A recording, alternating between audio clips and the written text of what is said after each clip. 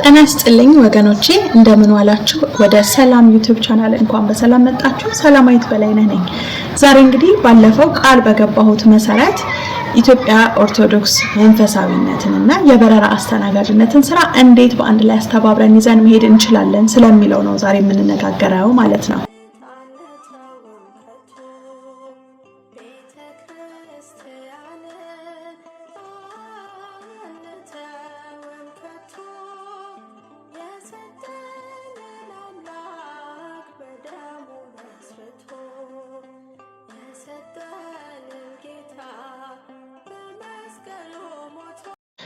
እሺ እንግዲህ ይሄ የበረራ ስራ እንደምታውቁት የተለያዩ ሃይማኖት ተከታዮች የሚሰሩበት የስራ ዘርፍ ነው። የእስልምና እምነት ተከታዮች ትኖራላችሁ፣ የሌሎችም የክርስትና እምነቶች ተከታዮች ልትኖሩ ትችላላችሁ። ዛሬ ግን እኔ ስለ መንፈሳዊነትና የበረራ ስራ ስናገር የኢትዮጵያ ኦርቶዶክስ ተዋሕዶ እምነትን ብቻ የሚመለከት ጉዳዮች ነው የምነጋገረው። ምክንያቱም ያኔ እምነት እሱ ስለሆነ መናገር የምንችለው በዛ ፍሬምወርክ ውስጥ ስለሆነ ማለት ነው። መልካም እንግዲህ የኢትዮጵያ ኦርቶዶክስ ተዋሕዶ አማኝነትን ከበረራ ስራ ጋር እንዴት አስተባብረን ይዘን መሄድ እንችላለን?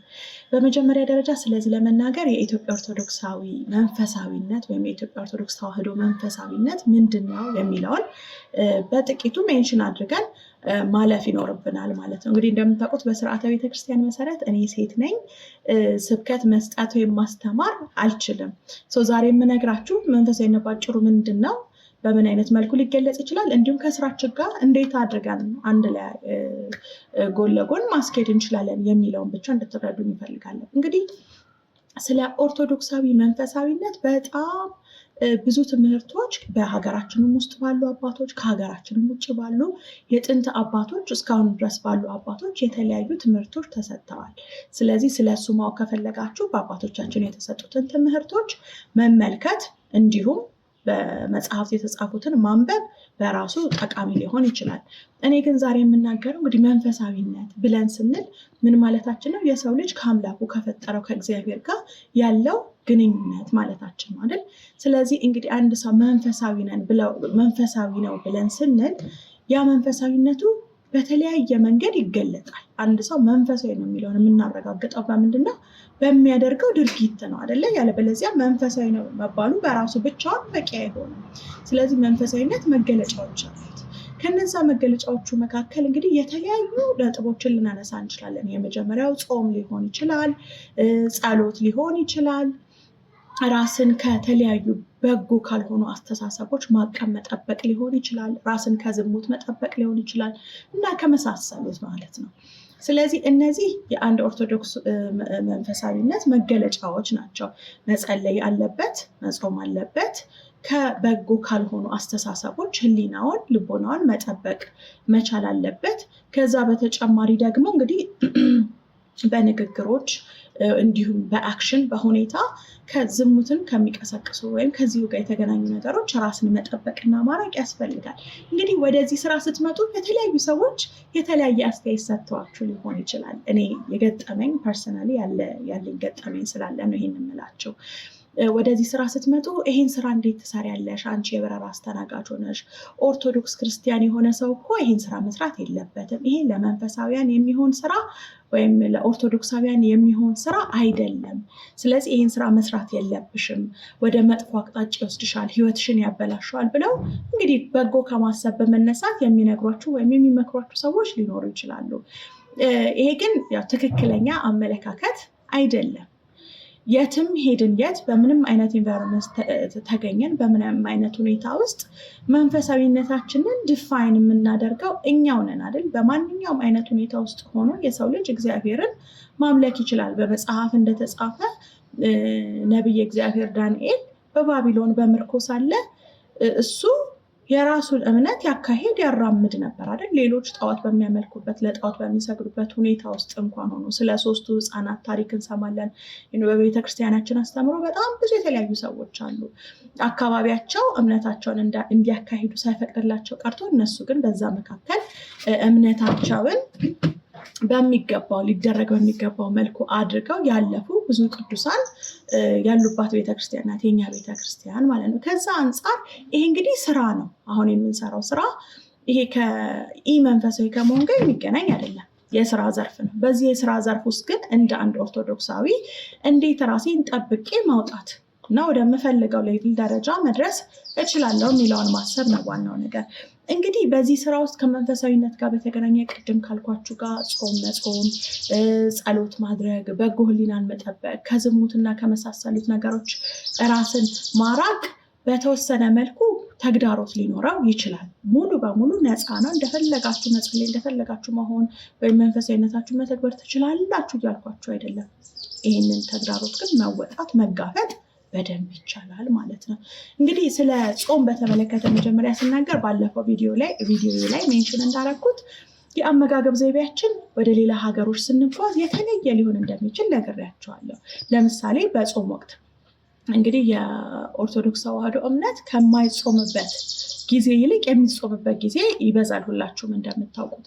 በእነዚህ ጊዜያት ውስጥ እንዴት አድርጌ ራሴ እየጾምኩኝ መንፈሳዊነቴን አስቀጥዬ እሄዳለሁ የሚለውን ስንነጋገር ጾም ለመጾም የተለያዩ ሜካኒዝሞች መጠቀም ትችላላችሁ። አንደኛ ታይም ዞኑን ካልኩሌት እያደረጋችሁ መሄድ ነው። ከዛ በተጨማሪ ግን የጾም ምግቦች ራሳችን ፓክ እያደረግን በመሄድ ጾማችንን የተስተካከለ ማድረግ እንችላለን። ዩዥዋሊ እኛ በበረራ ስራ ላይ በነበርንበት ጊዜ የምናደርግ የነበረው እሱን ነው።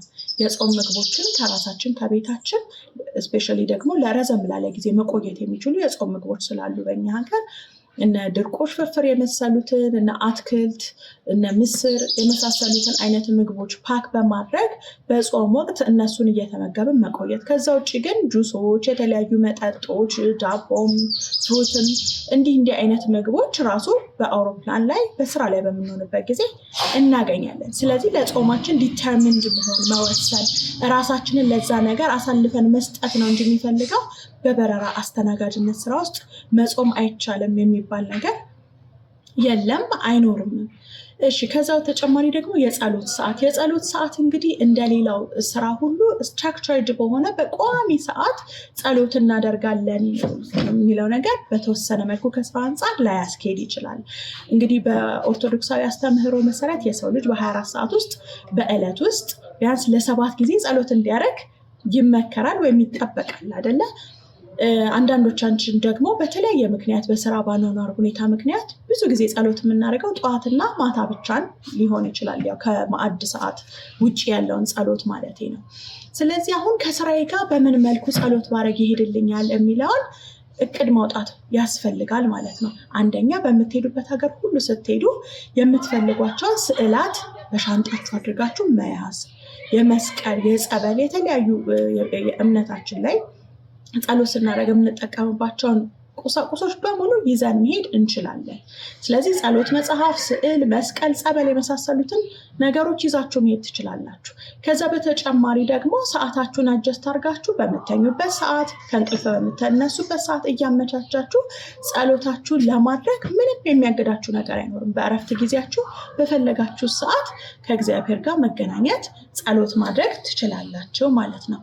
ሌላ እንግዲህ ትንሽ ብዙ ጊዜ እዚህ ስራ ላይ ደግሞ እንደ ጥያቄ የሚነሳው ስራው በጣም ከአለባበስ ከሁኔታ ጀምሮ ወይንም ደግሞ በምንሄድበት ሀገር በቃ ናይት ክለብ መጨፈር አለ፣ መጠጣት አለ፣ ለብዙ ነገር ኤክስፖዝድ መሆን አለ እና ወደ ዝሙትና ወደ መሳሰሉ ነገሮች ይገፋናል የሚል አመለካከት አለ። ይሄ በራሳችሁና በራሳችሁ ብቻ የሚወሰን ነው።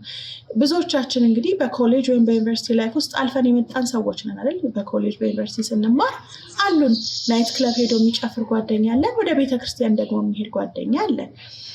ከማን ጋር መሆን አለብኝ የሚለውን የምንመርጠው እኛ ነን። የት ቦታ መገኘት አለብኝ የሚለውን የምንመርጠው እኛ ነን። ናይት ክለብ መሄድ፣ መጠጣት፣ መጨፈር እና የመሳሰሉት ተግባራቶች ውስጥ መሳተፍ ግዴታ አይደለም። ማንም አስገድዶ አንገታችሁን ይዞ እዚህ ቦታ መገኘት አለባችሁ የሚላችሁ ሰው ፈጽሞ የለም። ስለዚህ የምትገኙበትን ቦታ ምረጡ። እኔ የምመክራችሁ ምክር ይሄ ነው። የምትገኙበትን ቦታ ምረጡ፣ እንዲሁም የምታወሩትን ወሬ ምረጡ። እንግዲህ እንደዚህ ከሴክሹዋል ነገሮች ጋር በተገናኘ ብዙ አይነት ወሬዎች ሊወሩ ይችላሉ፣ ቀልዶች ሊቀለዱ ይችላሉ፣ እንዲህ አይነት ቻቶች ሊኖሩ ይችላሉ። በዛን ጊዜ እኔ ሊሚቴ የት ድረስ ነው፣ የትኛው ወሬ ይመለከተኛል፣ የትኛው ወሬ አይመለከተኝም የሚለውን መምረጥ የኛ ፋንታ ነው ማለት ነው። እንግዲህ መጽሐፋችን ሲናገር የመንፈስ ፍሬዎች ብሎ የሚዘረዝራቸው አሉ አይደለ? እነ ሰላም፣ እነ ፍቅር፣ እነ ትዕግስት፣ እነ እምነት እና ራስን መግዛት። መንፈሳዊነት ብለን ስንል እንግዲህ እነዚህ ሁሉ የመንፈሳዊነት መገለጫዎች ናቸው። ራስን መግዛት፣ ራስን መቆጣጠር አንዱ የመንፈሳዊነት ዋናው መገለጫ ነው ማለት ነው። ስለዚህ መንፈሳዊ ነኝ የምንል ሰዎች ወደ መጠጥ ቦታ እግራችን እንዳይሄድ፣ ወደ ጭፈራ ቦታ እግራችን እንዳይሄድ፣ ወይም ዝሙት ወደሚሰራበት ቦታ እግራችን እንዳይሄድ ራሳችንን መቆጠብ እና መቆጣጠር የኛ ፋንታ ይሆናል ማለት ነው። እንግዲህ በእረፍት ወደ ሌላ ሀገር ሲሄድ ከጓደኞቼ ጋር ካልተዝናናው፣ እነሱ የሚሄዱበት ጋር ተከትዬ ካልሄድኩ ምን ስሰራ ቆያለሁ የምትሉኝ ልትኖሩ ትችላላችሁ። ለዚህ ጥያቄ መልስ የሚሆነው እንግዲህ ሁላችንም የየግል ዝንባሌ አለን ብያለሁ ባለፈው እንደተናገርኩት። በእረፍት ጊዜያችሁ ስፖርት የምትወዱ ወደ ስፖርታችሁ፣ ወደ በጎ መልካም ወደሆኑ ዝንባሌዎች መሄድ እንችላለን። ስዕል የምትወዱ ወደ ስዕላችሁ፣ መጽሐፍ ማንበብ የምትወዱ ወደ መጽሐፋችሁ፣ ግጥም መጽሐፍ የምትወዱ ወደ ግጥማችሁ፣ ሌላም ነገር ማድረግ የምትፈልጉ በጎ ወደሆኑ ዝንባሌዎቻችሁ በመሄድ እና በመጓዝ ከነዚህ አይነት ነገሮች ልትርቁ ወይም ልትታቀቡ ትችላላችሁ። ስለዚህ በምትሄዱበት ቦታ ሆቴል ውስጥ ነው የምታርፉት። በአብዛኛው የስዊሚንግ አክሰስ አለ፣ ዋና መዋኘት ይቻላል። የስፓ አክሰስ አለ፣ ስፓ መግባት ይቻላል። የጂም አክሰስ አለ፣ ጂም ገብቶ ስፖርት መስራት ይቻላል። ወይም ደግሞ ወጥቶ ከተማ ላይ ቱር ማድረግ፣ የራስን ደግሞ ሾፒንግ ማድረግ በራሱ ጊዜ የሚፈልግ ነገር ስለሆነ ይህን በማድረግ ጊዜያችንን መጠቀም ወይንም ማሳለፍ እንችላለን። እንግዲህ በዚህ ስራ ውስጥ እንደ ትልቅ ቻሌንጅ የምታያቸው ነገሮች ምንድን ናቸው? ተግዳሮቶች ከኦርቶዶክሳዊ መንፈሳዊነት አንጻር ብላችሁ ካላችሁ አንዱና ትልቁ እኔ እንግዲህ ከራሴ ፐርሰናል ገጠመኝ በመነሳት ስለሆነ የምነግራችሁ እንደ ቻሌንጅ የማየው ነገር ክሩ ላውንጅ የሚባል አለ። በምናርፍበት ሆቴል፣ በበረራ ስራ በምናርፍበት ሆቴል ውስጥ በአብዛኛው ሆቴሎች ውስጥ ለክሮች ተብሎ ከሚሰጠን የመኝታ ክፍል ውጭ ሪዘርቭ የሚደረግ እንደ ሳሎን ያለ ክፍል አለ። በጋራ ቴሌቪዥን ማየት የሚቻልበት፣ በጋራ ሻይ ቡና ማለት የሚቻልበት፣ ልብስ መተኮሻ ያለው፣ መመገቢያ፣ ማሞቂያ እና የመሳሰሉት ፋሲሊቲዎች ያሉት አንድ እንደ ትልቅ ክፍል የሚዘጋጃል ለክሮች ተብሎ ማለት ነው። ይሄ ለኢትዮጵያ አየር መንገድ ክሮች ብቻ ሳይሆን የትም ዓለም ላይ ላሉ ክሮች ሁሉ የሚዘጋጅ ክፍል ነው። ክሩ ላውንጅ በሚዘጋጅበት ጊዜ ብዙ ጊዜ ምን ይፈጠራል? ምግብም የራሳችንን ፓክ አድርገን ይዘን ሄደን ከሆነ እስኪ ተሰብስበን ፓክ ያደረግነውን ምግብ አንድ ላይ እንብላ፣ እስኪ ሰብሰብ ብለን እንጠጣ፣ እስኪ ሰብሰብ ብለን እንጫወት የሚል አይነት ነገር ብዙ ጊዜ ይኖራል። በዛን ጊዜ ተሰብስበን ምግብ መብላት ይኖራል። ምግብ ሲበላ መጠጥ ሊመጣ ይችላል። እዛ ጋር መጠጥ መጠጣት፣ ሙዚቃ መክፈት፣ መጨፈር፣ ሲጋራ ማጨስ እንግዲህ ብዙ የመሳሰሉት ነገሮች እዛ ጋር ሊቀጥሉ ይችላሉ። ስለዚህ በእንዲህ አይነት መሰባሰቦች ላይ መጀመሪያ አብሬው የሚሄደው ቲም ምን አይነት ቲም ነው?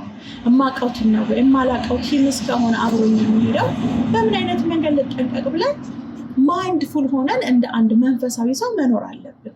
መንፈሳዊ ሰው ሁልጊዜ አንዱ መገለጫው አስተውሎና አተኩሮ መራመድ ነው አይደለ? መጽሐፋችንን የሚያዘን እንደሱ ሆነን እንድንኖር ነው።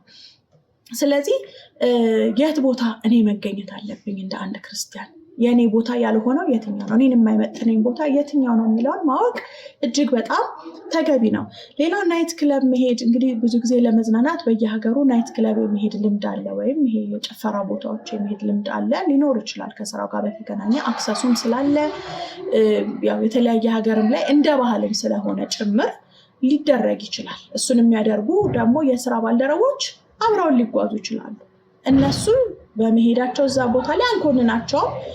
የሰዎችን ቫሊዩ ሪስፔክት እናደርጋለን። ያ ከሆነ ቫሊዩዋቸው ቢቻል ወደኛ መንፈሳዊነት እንዲሳቡ ማድረግ፣ ካልሆነ ደግሞ እነሱ በራሳቸው አቅጣጫ እንዲሄዱ እኛም ደግሞ የራሳችንን አቅጣጫና መንገድ ይዘን እንድንሄድ መሆን አለበት። ሌላ ቅድም እንዳልኳቸው የሴክሹዋል አክቲቪቲስን በተመለከተ በተለያዩ ሀገሮች ስትሄዱ የተለያዩ ቻሌንጅ አሉ። ለምሳሌ አንዳንድ ሀገራት ዋና ገቢያቸው ሴክስ ቱሪዝም ሁላ የሆነበት ሀገር አለ። ለምሳሌ ወደ ኤዥያ ወደ ታይላንድ ስትሄዱ ከአብዛኛው ገቢያቸው አንዱ በቃ ትልቁን ገቢያቸውን የሚያስገኝላቸው ሴክስ ቱሪዝም ነው። እዛ ጋር ስትሄዱ ምናልባት ፕሮሞት ማድረግ እንዳይሆንብኝ እንጂ የተለያዩ ሴክሹዋል አክቲቪቲስ አሉ። እነሱ ገንዘብ የሚሰበስቡባቸው ናቸው፣ ግን የሰው ልጅ ነፍስና ልቦና እጅግ በጣም የሚያረክሱ ስፍራዎች ማለት ነው።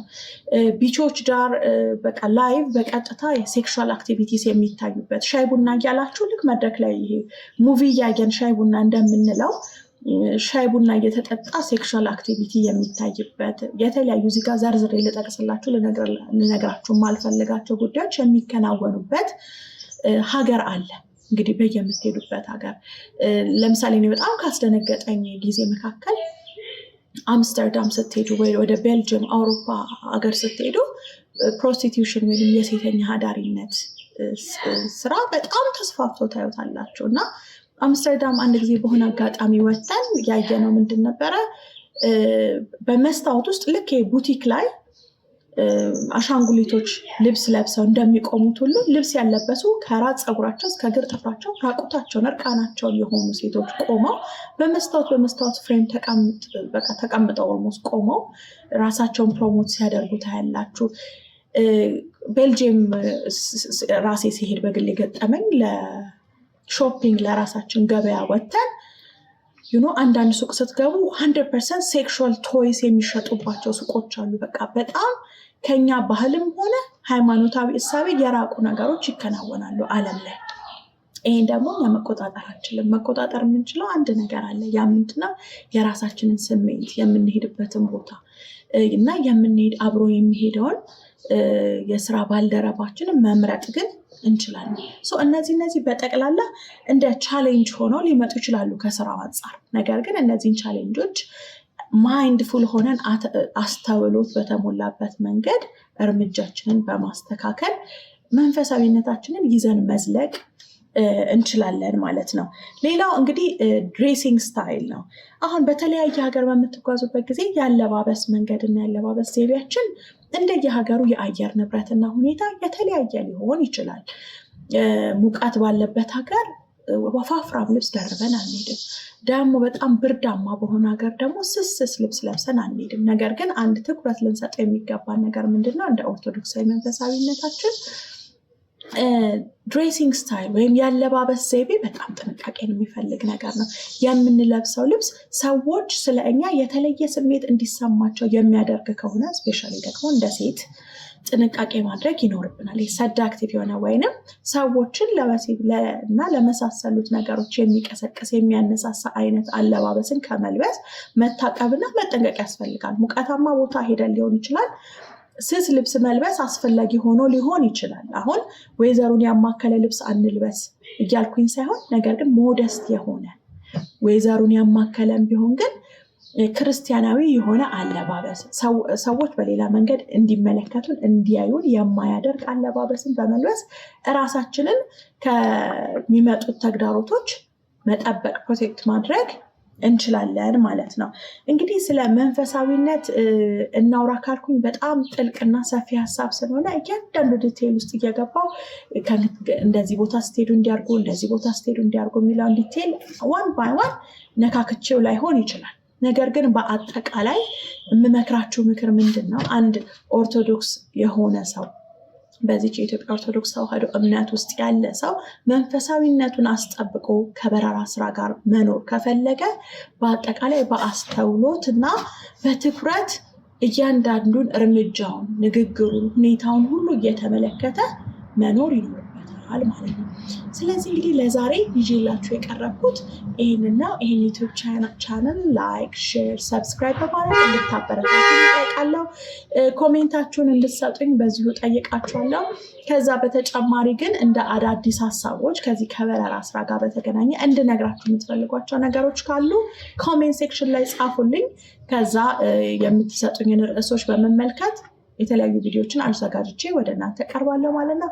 አመሰግናለሁ። መልካም ቆይታ ይሁንልን።